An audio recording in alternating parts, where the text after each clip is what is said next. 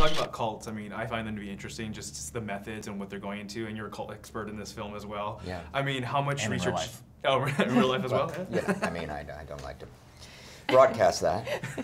I mean, how much research did you guys actually do any research into it, or did you actually follow, 100%. actually join any cults? Yes, I did. I read a great book. No, didn't join any cults. Thought about it. But. No. You joined our cult. I joined the cult of Riley. I read a great book. There was a well-known cult deprogrammer in the 70s and 80s named Ted Patrick. Fascinating guy. He wrote a book. It was out of print.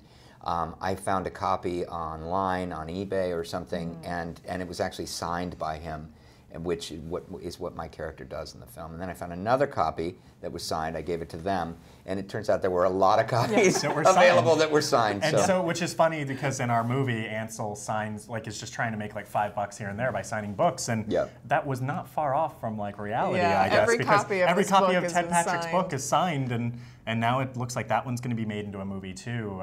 Is it? Orlando Jones just optioned the book. Optioned the book. Cool. So we might be seeing something about Ted Patrick. But yeah, and for me, like, I didn't necessarily do specific research. I had this one book that I used to kind of get a good sense of the terms that they use. But I was familiar enough with the process, and I also didn't want it to be too grounded in reality. But what's funny is, even though like I was making some stuff up, like I had this thing about where Claire doesn't like to be called by her name because like she doesn't associate with that person anymore.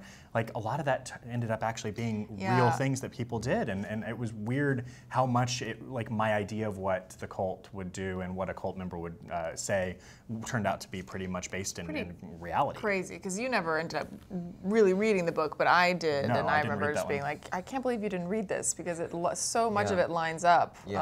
But I think you've just over the years you've just remembered. I've always been fascinated with cults too, so it's something that every time like a documentary would come on television as a kid, I would watch it or movies about it.